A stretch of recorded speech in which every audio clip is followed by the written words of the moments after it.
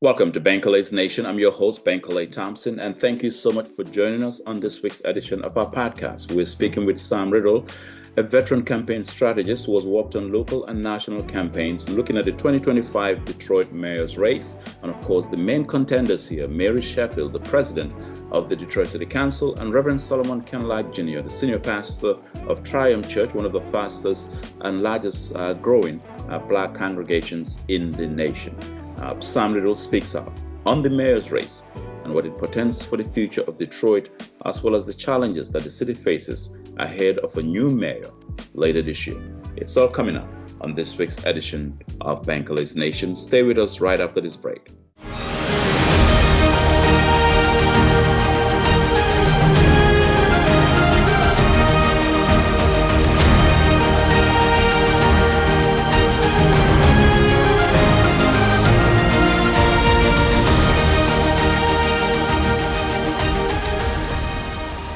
All right, let's bring in the veteran political campaign strategist, a historian in his own right, the political director for the Michigan chapter of the National Action Network, the civil rights group led by the Reverend Al Sharpton. Sam Riddle is no stranger to Michigan or national politics. He has led national campaigns, including presidential campaigns. And going back to the Reverend Jesse Jackson, was the campaign field director for Reverend Jackson's Michigan campaign and has worked with a number of local and national candidates. Sam, thank you so much for being here. And thank you, Bankole Thompson. And it's an honor to be on your show, eminent journalist that you are with the Detroit News, other national publications, as well as serving as the dean of the Poverty Journal, the Pulse Institute.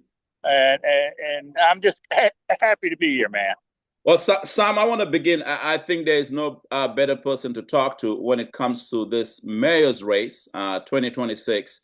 Than yourself. You have observed Detroit for a very long time. You've had a front row seat to many issues, many challenges here in the city of Detroit. I want to begin by just your reflection on Mayor Mike Duggan deciding not to seek re-election and what it means now that we have a mayor's race absent of Mike Duggan. Well, first of all, the jury will be out on the history of Mike Duggan in terms of what he has done in Detroit. Overall, Mayor Duggan has done a fairly decent job in terms of building Detroit in terms of the downtown area. He certainly has set some of the neighborhoods, but for sure, there's a lot of work and challenges ahead when Mike Duggan leaves. Mike Duggan right now, as you're aware of, is slated to be an independent candidate for governor.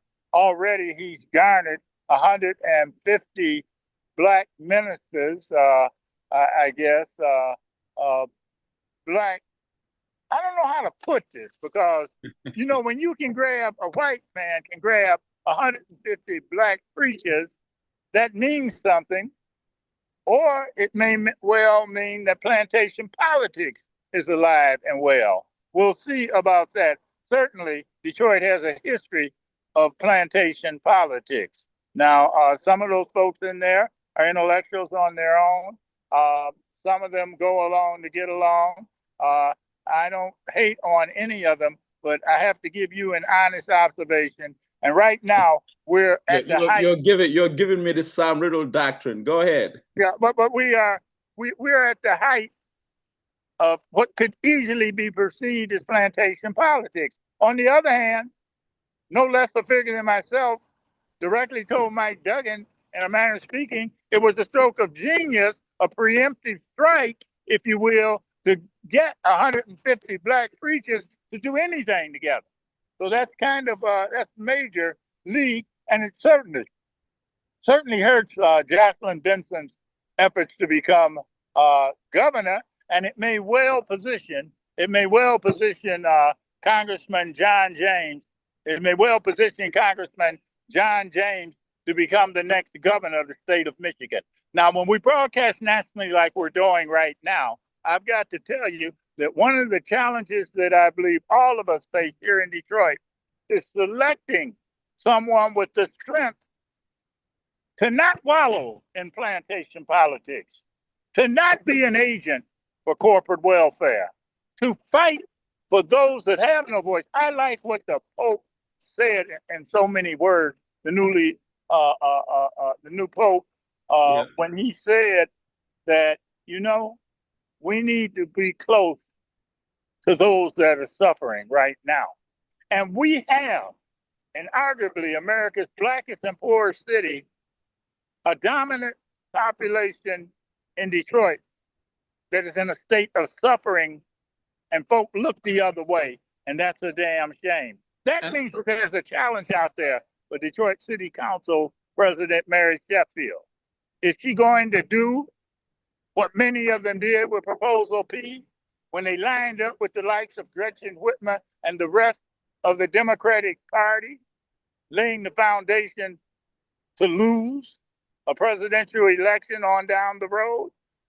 Because those folks that could have voted and put Kamala over the top simply did not go vote because they had no faith in these jackleg, handkerchief-head Negro enablers of the status quo and their plantation masters who were directing them in a manner that guaranteed that Detroit would not vote, not majority black Detroit, not in the numbers that they needed to beat Donald Trump, the neo-fascist, neo-Nazi.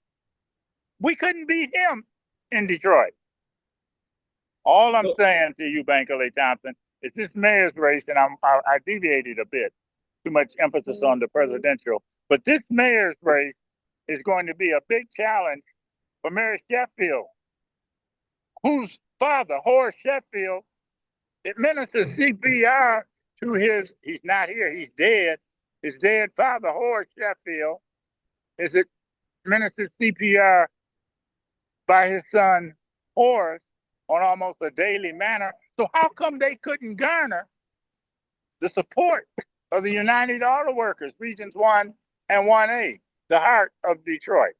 So let me ask you then, Sam, you're talking about Mary Sheffield. Do you feel that she has a challenge here in becoming the next mayor? Because right now the race is between her and Reverend Solomon Kinloch, the senior pastor of Triumph Church. That's the way I see it too. And dang it, I should be more focused on that. But what really galls me is that the Sheffields behave as if this is a mere popularity contest, and that the Sheffields are entitled some way to the automatic support of labor, entitled for the Sheffield family to take over the reins and be the next mayor of Detroit. But I don't believe that's the way that majority Detroit is viewing this campaign. I believe that, having been on panels with the Reverend Pastor, very humble man, Solomon Kinloch, I believe that he's positioning himself and working hard as heck right now to take that mayor's seat and be the next mayor of Detroit. But it's going to require a lot of hard work, and there's some pitfalls out there for Kinloch. I'll get into that later. And I'm not hating on Mary Sheffield. All I'm saying is that you must do more than give away bicycles, do more than sign on to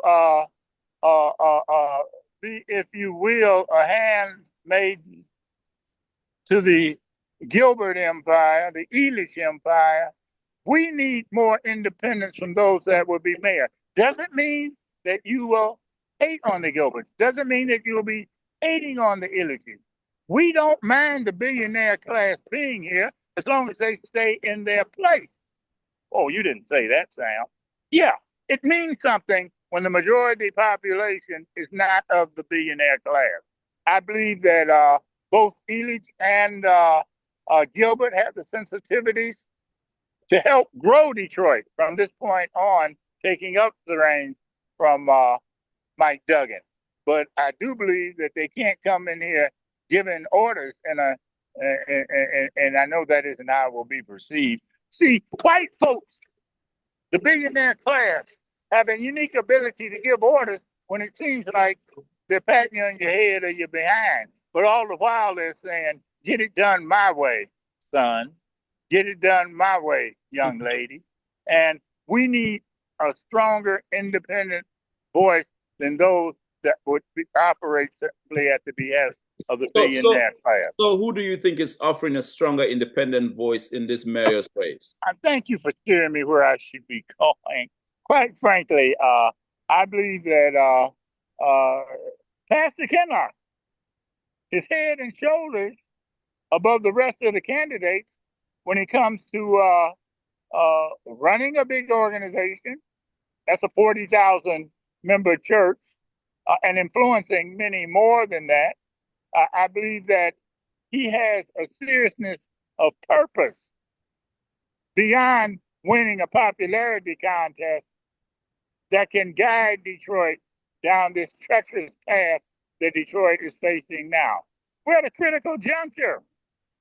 And we know that those that have been in the billionaire class will threaten to take their ball and go home. But I believe that they have better sense than that, better business sense.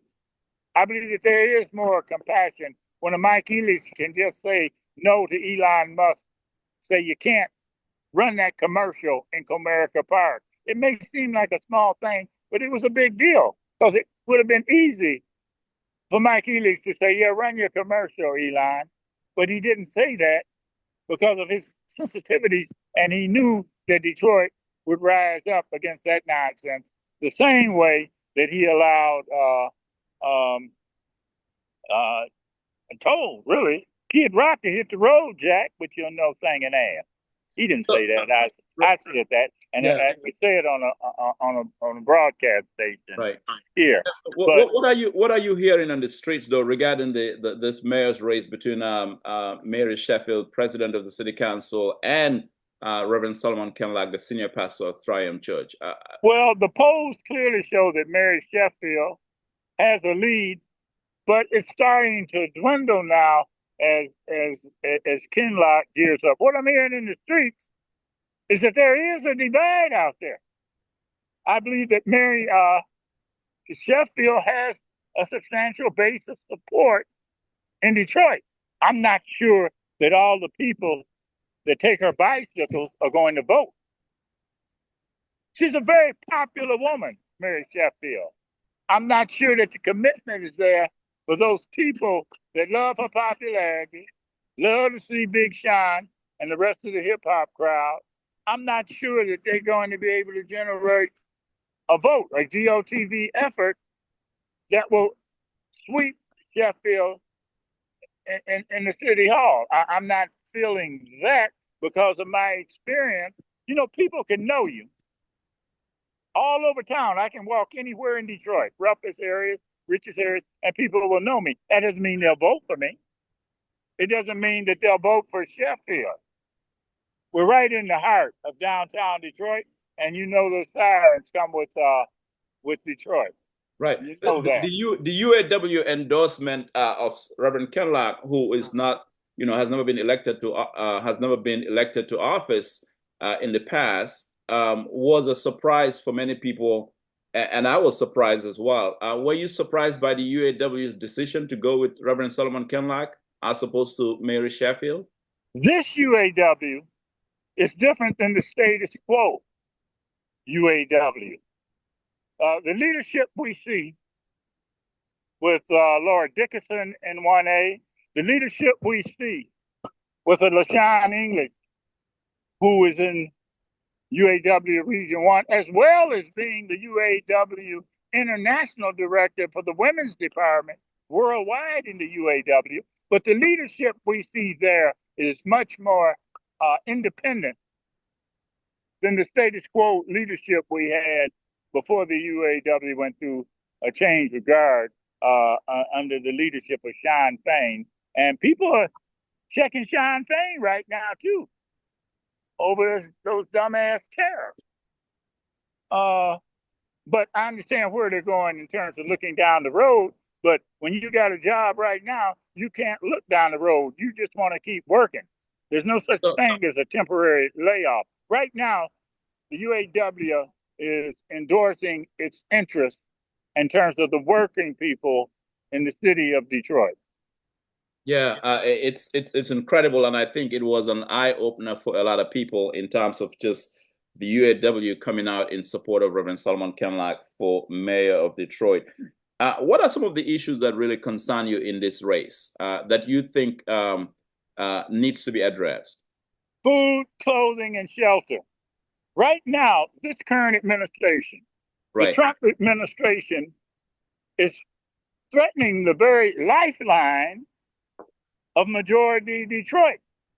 I just watched Detroit City Councilwoman at large, Mary Waters, on a TV show recently. I think it was The Pulse on Fox 2, in which she spoke about the programs and some of the proposals, such as health research, and what that means to Black women who die 40% more than white women from breast cancer.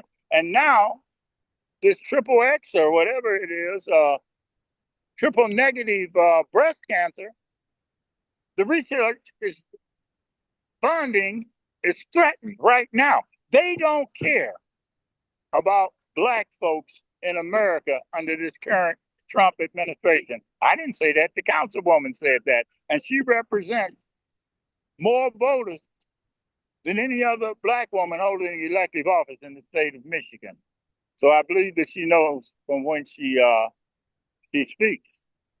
She also, Bankole Thompson, was the minority floor leader, Democratic floor leader when Gretchen Whitman, the current governor running for president, served 3 terms with Mary Waters. It was Mary Waters who was the leader for Gretchen Whitman. Gretchen Whitman wasn't the leader for Mary Waters. So we've got some leadership qualities here that can really help guide Detroit in the future. But to do that, we're going to have to take a long, hard look at this pastor Kinloch, who has the courage and the humility to take us forward and will not get caught up in society-page politics based upon popularity rather than intellectual substance, which is something I believe Kinloch has a lot of, intellectual substance, not playing word games. You know, so a couple of people say that one of the things that attracts them to Reverend Kinloch is the fact that his pulpit has not been for sale. Perhaps one of the few ministers in this town who was not, offered his pulpit as, to the highest bidder, if you will. And you know what I mean, in terms of maintaining the integrity of his pulpit. How important do you think that is in terms of the messaging of the Kinloch campaign vis-a-vis the other candidates who are running? Let's be clear. Politicians have been for sale in Detroit since politics began. And certainly this crop of politicians is no exception. Now, we've seen some independents. We've seen some of the council not go along to get along. For example, around some of the sport billionaire class, just right. Henry Ford Hospital. But at the same time, we need a spirit of teamwork too. We want to work. We should want to work with the Chris Eliges. We should want to work with the Gilberts, because some of the work that Gilbert Foundation does is really high quality. The compassion that Chris Eliges shows on occasion is needed. Following through on his promises and not breaking them is something means we have to hold his feet to the fire on. You make a promise, Chris Eliges, you got to keep it. You got to deliver. You know, they don't care about paying fines on construction projects as part of the cost. That's like paying fines is like drinking water for them. Yeah, exactly. And certainly ministers and their pulpits have been for sale, and awfully damn cheap too, if you ask me. They've been bought and paid for too many times. That has not been the experience we've seen from the pulpit and Triumph Church, ministered by Pastor Solomon Kinloch. So conventional political wisdom, Sam, you are a historian as well. Conventional political wisdom will say that Mary Sheffield has been president of the city council for a long time. That, I mean, this should be a wrap. Why isn't that the case? Because Mary Sheffield has not walked with majority Black Detroit. She's been good for Society Page News. She's been great for giving away bicycles. And she's been horrible at keeping the Illiches, the Gilberts, and the billionaire class honest and making them fulfill their commitments. You know, Councilwoman Waters checked the billionaire Stephen Ross. They had a one-on-one sit down and reached an understanding. And now Ross is funding a lot of the University of Michigan projects, innovation project that's going to be going on right here in downtown Detroit. We can work together as a team, but we have to sit at the table as equals. And you can't ignore what Chris Illich has done right here. I'm sitting in the background is Comerica Park. To my right is the Fox Theater and Little Caesars Arena. Over there is the new Hudson building, which you can see. Right. And the point, and right there is Huntington Bank. And some folks are doing good things there. They even distribute books on poverty to, of all people, Black folks who have wallowed in poverty for generations. But you know, it's good to get a book when you can get a book. We don't get enough books. Right. Yeah. Yeah. No. Am I making any sense to you? No. You are. You I are. don't want my passion to overrule the logic. I think you're tying it all together because those are the challenges. These are the challenges that Detroit faces. And I'm looking at the candidates going into the general. If it becomes, and it looks like it will be Solomon Kinloch versus Mary Sheffield, what's your advice to Detroiters, to voters? Well, first of all, vote. VOTE. Vote. And we've got an underclass in Detroit that still feels that they have nothing to vote for. And we've got to convince them to simply vote. Vote your conscience. I don't care if you vote for Mary Sheffield, if he's on the ballot, if you vote for former Chief Craig, if you vote for Todd Perkins, if you vote for the city councilman Fred Durhall, if he's on the ballot. We have to see how that ballot actually shapes up. But when I look at folks going to baseball games on a clear sunny day here, when I look at the color of that baseball stadium, it's going to be overwhelmingly white in a Black city. There are some issues here, and one of them being that if I'm going to be mayor of Detroit, my students in Detroit are going to know how to read. More than 90% of Detroit school children cannot read at grade level. That's an indictment of the politics of Detroit. That's an indictment of the Black leadership in Detroit. Something is radically amiss when our children are being shortchanged educationally, not threatened with being shortchanged by food, shortchanged in terms of decent housing. We're still in the Detroit where an 11-month-old Black baby girl stepped in a hole in the floor and drowned, head held underwater by poverty, and poverty was criminalized instead of looking for solutions and to afford housing that people can really afford. Affordable housing is not affordable in Detroit as long as you have an average mean income, which includes Macomb and Oakland County with Wayne County. We need income-based housing for the people of Detroit. No, we've got a lot of work to do. Those are some of the challenges. Not just housing, but can you work the labor force so that the workers here to build so that we can get jobs for Detroiters instead of them just paying a fine for not having folks that look like Detroit working in Detroit, building Detroit. Finally, Sam, are you hopeful that this mayor's race provides an answer to much of the challenges that you have laid out here in this interview? Well, I believe that leadership, when folks assume leadership, they sometimes grow into the role. Mary Sheffield has had, I think, 3 terms to grow into a leadership role instead of being just the rubber stamp for Mike Duggan. More often than not, when I look at the budgetary process, having done budget work in the state of Colorado, having worked with multi-billion-dollar budgets, I can tell you that the budgetary process in Detroit has been little more than a rubber stamp, and the people of Detroit deserve much more than that. You had 3 terms, Mary Sheffield, to deliver, and you haven't. It doesn't mean that you won't be on the Duggan team when it comes to building Detroit, but damn, don't be a rubber stamp. And now you're positioning Mary Sheffield to lead Detroit, not to be a rubber stamp for the billionaire class. Here's what I know. Solomon Kinloch will not be a rubber stamp for the billionaire class. Solomon Kinloch has the courage and the humility to lead because he will never be too far from those that suffer amongst us. Stay close to those that suffer, and you will make good decisions for Detroit.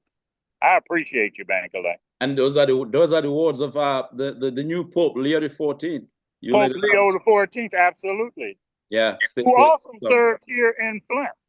Right. At St. Matthews for a brief period of time, and who, of course, served in Chicago, but more importantly, served as a pope for the world when he served the people of Peru in abject poverty.